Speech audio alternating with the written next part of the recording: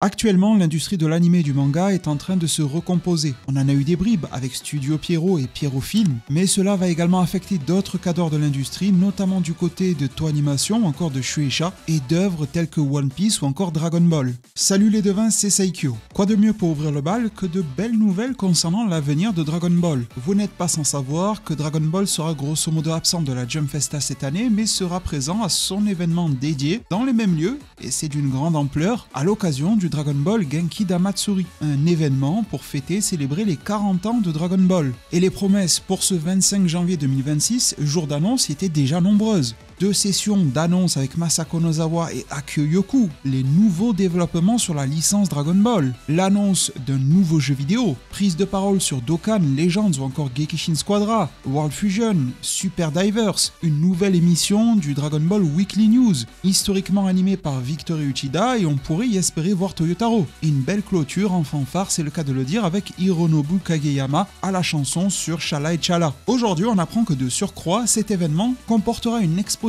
spéciale célébrant le 40e anniversaire de Dragon Ball, présentant une rare sélection d'œuvres originales d'Akira Toriyama lui-même, exposée au public avec pas mal d'ouvrages en couleur. La nouvelle présentation du Genki Damatsuri nous fait part d'une mise en avant des nouveaux produits prévus et offrira, je cite, aux fans un aperçu du passé et du futur de Dragon Ball. Ce 25 janvier 2026 s'annonce véritablement comme un gros morceau.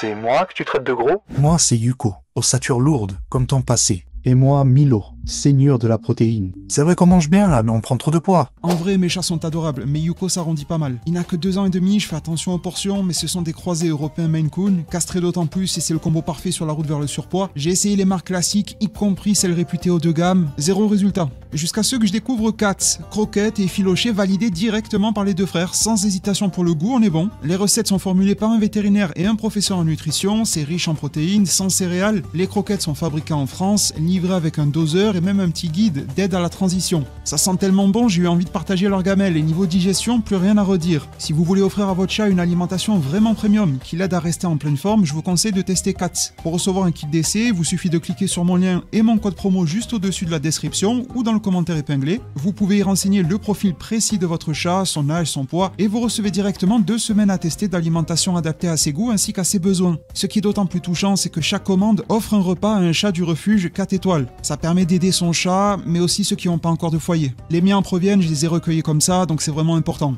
En tout cas, ils sont partis digérer sous la couette, le ventre repu, j'ai leur autorisation pour reprendre la vidéo. Vous avez potentiellement entendu parler de tout ce remue-ménage ces derniers jours. Aujourd'hui, je vous en livre son intégralité et on va s'attaquer à 3 sujets. 2 qui sont attenants à Toei Animation et un autre à Shueisha. On va parler des plans de Toei Animation jusqu'en 2030 et plus précisément jusqu'à la fin de l'exercice fiscal 2030, nous menant à celui de 2031. Un changement majeur en matière de rythme de production qui pourra affecter l'intégralité de ces animés et la réaction de Shueisha elle-même à la propagation des vidéos IA. Un Son Goku qui se bat face à Gojo, ça a l'air de loin plutôt bien fait, même si dans le détail c'est évidemment encore éclaté, mais les bons en matière de progression dans la création de contenu animé réutilisant des licences officielles et populaires est absolument cosmique. Il n'y a pas si longtemps, il était difficile de réaliser une simple image sans aucun mouvement, et là on est déjà en mesure de propager des animations. Eh bien, Shueisha y a répondu. Alors attelons-nous à ces sujets un par un et démarrons par Toei Animation. Ses plans de restructuration jusqu'à la fin de l'exercice fiscal de 2030, ce qui nous mène en fin mars 2031. Toei Animation a partagé un document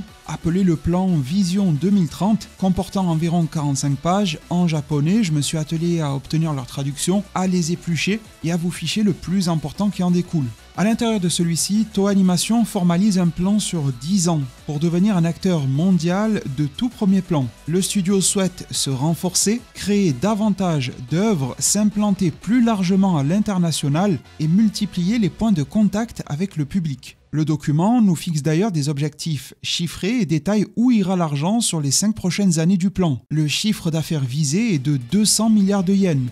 Le résultat opérationnel visé est quant à lui de 50 milliards de yens. Le rendement des capitaux propres à au moins 15%, le ratio de distribution, donc les dividendes, au moins 40%, et environ 50% pour le taux de retour total aux actionnaires. Le ratio d'autonomie financière, quant à lui, au moins 70%. Le tout conforté par une enveloppe d'investissement stratégique sur 5 ans. Toei prévoyant d'investir stratégiquement environ 200 milliards de yens sur la période fiscale 2026-2031. Et environ 50 milliards de ces yens seront consacrés aux opérations inorganiques. Tout ce qui relève alors des fusions, des acquisitions, voire des alliances. Ces chiffres traduisent une ambition forte, mais prudente à la fois. Toei vise quasiment à doubler sa taille d'ici 2031, tout en conservant une structure financière très solide. Un ratio d'autonomie à 70%, c'est exceptionnel pour une entreprise dans le divertissement. Le rendement des capitaux propres de 15%, c'est plutôt le témoin d'une recherche d'efficacité comparable à celle des grands groupes mondiaux, alors qu'un taux de distribution de 40 à 50% montre la volonté de rassurer les actionnaires. Ce type de document s'adresse plutôt à eux qu'à nous à l'origine, tout en maintenant une capacité d'investissement élevée. En résumé, Toei veut croître rapidement, sans sacrifier sa stabilité ni sa rentabilité. Relativement à son enveloppe de 200 milliards d'investissements stratégiques, on a découvert que 50 milliards seront réservés aux opérations inorganiques, fusion, acquisition, etc. Et du reste de sa répartition, cette enveloppe ira également vers les œuvres et les propriétés intellectuelles. Environ 70 milliards de yens, 50 milliards pour les studios, 20 milliards pour le déploiement à l'international, 19 milliards pour les points de contact clients, tout ce qui est logistique, e-commerce, boutique, événements, lieux, avec un encart concernant tout ce qui est autre, base de talent, tout ce qui est inorganique à nouveau, c'est un petit peu flou à ce sujet-là. Et on peut remarquer dans ce document-là que l'on a une autre vue qui est présentée, qui s'appelle allocation globale, et Toei y présente un cadre financier d'environ 275 milliards de yens. Ce chiffre-là est plus élevé, mais il inclut les retours aux actionnaires. L'enveloppe à 200 milliards est la part active du plan. C'est l'argent réellement alloué à de nouveaux projets sur la période 2026-2031. La seconde enveloppe, celle qui est plus élevée à 275 milliards, l'allocation globale, ce n'est pas une dépense mais une vision d'ensemble. Autrement dit, Toei présente comment elle répartira l'utilisation totale de ces flux financiers sur les années à venir. Et on y retrouve alors des dépenses qui sont beaucoup plus élevées, comme par exemple les studios qui grimpent tout d'un coup à 240 milliards, car ce ne sont pas des dépenses directes, mais des pondérations de ressources dans la stratégie à long terme. C'est plutôt pour démontrer de la politique de l'entreprise, quelles priorités absorberont le plus de capital sur la durée, mais ce n'est pas à confondre avec les investissements ponctuels à 5 ans. Ce plan 2030, on pourrait l'appeler 2031, a pour premier axe les studios, leurs capacités, les talents, mais aussi les technologies. Il est question de renforcer le vaisseau amiral, Oizumi, à Tokyo et son écosystème. L'objectif est de hausser d'environ 1,5 fois la capacité de production d'ici la fin de la période. Recruter plusieurs centaines de personnes dans les métiers clés, l'écriture, mise en scène, animation, décor, compositing, CGI ou encore post-production. Ouvrir 2 à 3 nouveaux studios en Asie d'ici 5 ans pour soutenir la production japonaise. Accélérer le pôle digital. Au-delà des efforts mis actuellement par Toei pour avoir une CGI qui s'approche des effets 2D, la société veut créer de nouvelles expressions et expériences en mobilisant des technologies comme la réalité augmentée, comme la réalité virtuelle, la réalité étendue, XR, les jeux, motion capture et l'intelligence artificielle. Ils indiquent tout de même vouloir mettre les artistes au centre, avec un mécanisme dénommé en interne Pro, qui est un appel interne plusieurs fois par an, une sélection et production de projets issus du studio. L'an dernier, ça a permis de valider 2 pilotes de projets pour qu'ils prennent vie sous la forme de production réelle et concrète. Ils veulent aussi mettre en avant les artistes de par leur production et populariser nettement plus tout ce qui est Genga, donc les dessins clés, les coulisses de production et accentuer les communications officielles sur les réseaux pour mettre en avant les artistes qui chez Toei s'emploient à créer du matin au soir chaque jour. Le second axe se profile du côté des œuvres et des propriétés intellectuelles. Tout premièrement avec un plan d'investissement dans les œuvres, environ 70 milliards de yens sur 5 ans. Leur vision les amènerait à tripler la création de nouveaux projets pendant la période. Il y a un objectif indicatif qui a été communiqué, 25 créations à l'étranger et 15 créations au Japon au cours de ce plan-là, avec une ventilation budgétaire détaillée par les licences mondiales, la croissance de ces dernières, les créations domestiques pour le Japon, celles qui sont plutôt pour l'étranger, la promotion, etc. Troisièmement, troisième axe, le déploiement international sur 10 ans. Il y a une ambition à 10 ans de faire des créations nées à l'étranger une deuxième colonne vertébrale de l'activité, en pilotant la pré-production en Amérique du Nord ainsi qu'en Europe. en intégrant les cultures locales et les artistes régionaux. Il cible alors un mix géographique et se projette à environ 60% de chiffre d'affaires réalisés à l'international et environ 30 à 40 réalisés localement dans les régions. Bien que la part pour l'international soit prépondérante, ils souhaitent un renforcement de leurs filiales et même la création de nouvelles zones en Asie, du Sud-Est, du Sud, voire du Moyen-Orient. Ils vont débloquer une enveloppe inédite de 20 milliards de yens sur 5 ans dédiée au développement à l'international. Le quatrième point de la stratégie, c'est le contact avec le public. Et pour cela, ils désirent créer des points. C'est dans cette optique-là que vous avez probablement entendu parler tout récemment d'un nouveau magasin Dragon Ball. Le tout premier qui n'est pas un pop-up store, qui n'est pas éphémère. Il va beaucoup s'apparenter à un Pokémon Center et va débarquer très rapidement à Tokyo. Ce n'est en quelque sorte que le début. Aujourd'hui, ils nous disent que l'on dénombre plus de 20 boutiques, comme par exemple les One Piece Mugiwara Store, les Pretty Cure Store, Sailor Moon Store, etc.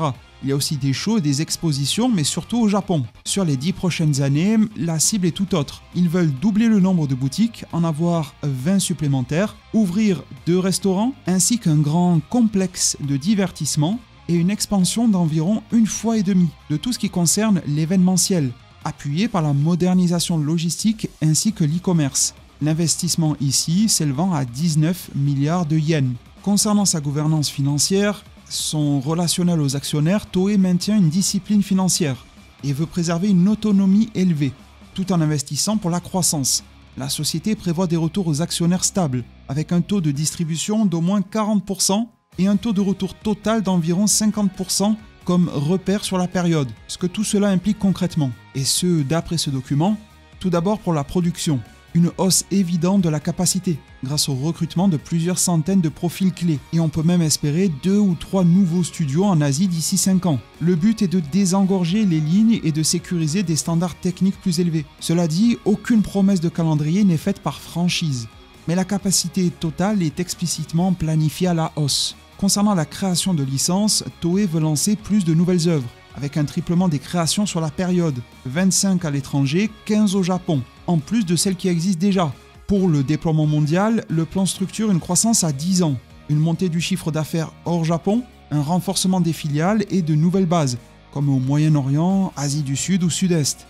L'Amérique du Nord et l'Europe vont également davantage piloter des productions. C'est assez novateur pour la société. Au-delà de l'animation, il faut s'attendre à des expériences qui en sortent, avec les points de contact et les parcs d'attractions, pourquoi pas, centres de divertissement, mais aussi des formes d'expression différentes. La VR, l'AR, XR, jeux, motion capture. À l'intérieur du document, Dragon Ball est listé parmi les grandes séries historiques de Toei. Ils font état d'un triptyque One Piece, Dragon Ball, Pretty Cure et font une liste un petit peu plus élargie qui les incorpore, mais aux côtés de Senseiya, Sailor Moon, Slam Dunk ou encore Digimon.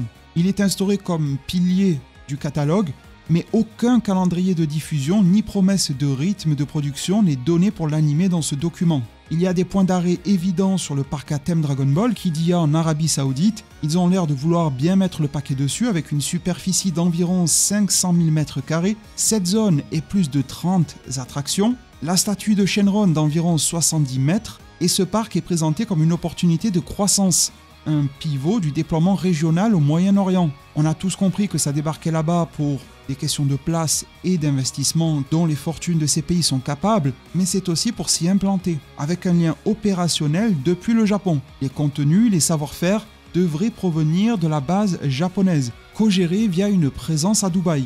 Pour le reste, le document ne mentionne pas ni de longue pause, ni de raccourcissement des périodes sans Dragon Ball en matière d'animation. Il ne précise pas le rythme de production ou de diffusion alors de la série. Globalement, Dragon Ball est listé à l'intérieur comme une licence historique phare et nous donnant des détails concernant son parc à thème. La conclusion est évidente, Toei met de l'argent et des moyens sur 4 leviers, les studios, les œuvres, l'international et tout ce qui relève de l'expérience voire du merchandising. Les montants sont conséquents, environ 200 milliards de yens d'investissement stratégique sur 5 ans, dont environ 70 pour les œuvres et 50 pour les studios. Si l'on prend les investissements factuels et non pondérés via la politique de l'entreprise, à 10 ans, l'ambition est d'avoir une seconde colonne de revenus issue d'œuvres conçues à l'étranger, chapeautées par l'Amérique du Nord ou encore l'Europe, avec plus de boutiques, plus de lieux pour rencontrer le public, plus d'événements, et des technologies de plus en plus immersives au service de nouvelles expériences.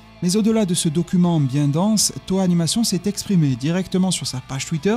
Cela concerne très directement One Piece, mais en vérité, c'est toute son industrie qui s'en trouve potentiellement remaniée. Ils nous ont dit, je traduis et je cite, One Piece fera une pause de 3 mois à partir de janvier 2026. Comme par hasard, c'est quand Dragon Ball fera ses annonces, parenthèse fermée, et One Piece reviendra en avril 2026 avec le début de l'arc d'Elbaf. Dès 2026, la série animée adoptera un nouveau calendrier de production, divisé en 2 parties pour un maximum de 26 épisodes par an. Ce nouveau rythme permettra d'explorer encore plus en profondeur le monde de One Piece en respectant davantage son contenu, le tempo ou le pacing et la mise en scène du manga original. Pas d'inquiétude, cher Nakama, vous aurez le temps de vous préparer pour la prochaine aventure. Restez à l'écoute, de belles surprises vous attendent pendant la pause de la série. Alors sans suranalyser cette annonce-là, déjà elle touche beaucoup les fans de One Piece évidemment, un calendrier de production nouveau divisé en 2 parties pour un maximum de 26 épisodes par an, tout comme chez Studio Pierrot, Pierrot Film, Bleach, Guerre sanglante millénaire, et on le pressent pour le retour de Boruto, l'industrie tout entière semble se configurer ou se reconfigurer pour déverrouiller des productions saisonnières. Après tout, pour Dragon Ball, ce sera toujours bien reçu.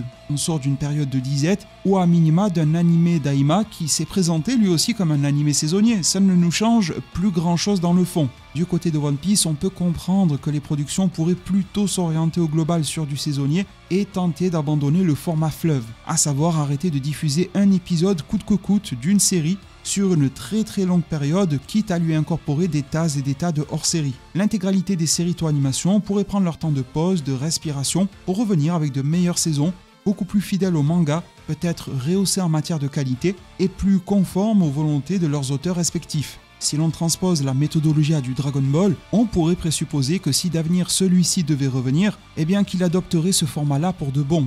Ça a été fait avec Daima et en réalité ce qui a plongé Daima, ce n'est pas son format saisonnier, c'est plutôt qu'il a été mal respecté en tant que tel, mal exploité. Mais bien d'autres séries y parviennent et s'en sortent très haut la main, c'est juste que Toei Animation, Capsule Corporation Tokyo, Dragon Ball n'ont pas fait les bonnes manœuvres pour anticiper les bons virages. Espérons que cela puisse être le cas désormais.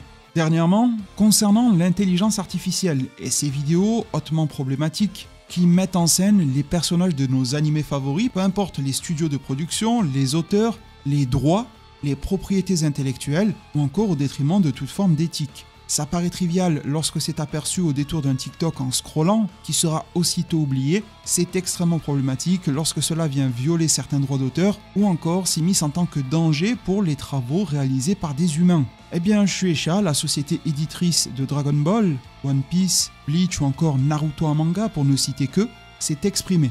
Je cite, « Cet automne, avec la sortie du nouveau service d'intelligence artificielle générative d'OpenAI Sora 2, un grand nombre de vidéos ressemblant fortement à des œuvres célèbres sont apparues en ligne. Toutefois, de tels progrès ne peuvent être tolérés s'ils reposent sur des actes qui portent atteinte à la dignité des auteurs, ayant consacré leur vie à leur création, qui violent les droits de nombreuses personnes. Alors sur le fond, je suis assez d'accord avec eux, mais d'un autre aspect, on peut aussi constater que l'intégralité de ces sociétés sont en train de mettre de gros billets sur l'IA. C'est bien beau de l'utiliser comme soutien, comme support, à vrai dire je n'ai rien contre, je pense que l'IA est inévitable et qu'il va falloir composer avec et trouver rapidement des formes de régulation efficaces, pour pouvoir les embrasser sans en connaître les effets les plus pervers, chose qui est déjà le cas, on a déjà un bon gros pied dedans malheureusement. Mais d'un autre aspect, je me dis que ces déclarations sont bien gentilles, mais en l'état, vous êtes tous en train d'investir pour les utiliser à votre propre sauce. Si la seule réflexion derrière c'est de se dire « je détiens les droits, je l'utiliserai quitte à licencier par exemple, quitte à bafouer le droit humain, dignitaire de mes employés », quitte à en leur demander plus sur d'autres aspects, quitte à déshumaniser leur travail, la liste est bien longue en ce sens-là, attention.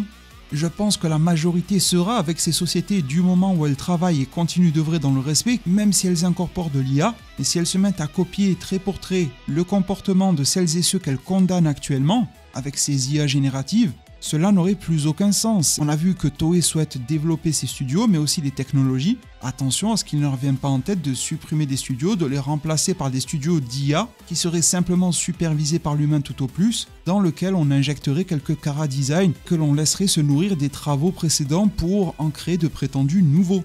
C'est vachement probable, et cela paraît en tout cas, ma foi, détestable. Donc l'IA en tant qu'outil, en tant que support à la création, pourquoi pas. Également à la rationalisation de tâches qui prennent du temps manuel et qui empêchent la créativité de s'exprimer, j'y suis favorable. Par contre, si toutes ces sociétés-là veulent s'improviser escroc à la place de l'escroc, ça ne servira à rien. Leur image, tout comme leur production, en ressortiront ternies et je ne les suivrai absolument pas dans ce terrain-là et je trouve qu'actuellement le risque est simplement énormissime. La tentation doit l'être aussi, à voir comment ces marchés et ces entreprises y répondront. Et bien si cela vous a intéressé, vous a plu, mettez un pouce en l'air à cette vidéo, boostez-la. Ça fait une poignée de jours qu'il n'est pas sorti de vidéo sur la chaîne. Si vous pouviez lui accorder votre boost, cela lui ferait beaucoup de bien. À vous abonner, passez par mon lien et mon code promo pour Katz, vous avez tout dans la description, commentaire épinglé. Si vous êtes nombreux à l'utiliser, ça aidera énormément la chaîne, que ça soit en tant que nouveau client pour essayer, pourquoi pas pour offrir prochainement, ou encore pour renouveler votre stock. Merci vraiment pour tout, prenez tous extrêmement bien soin de votre futur, et à plus pour de prochains arts divinatoires.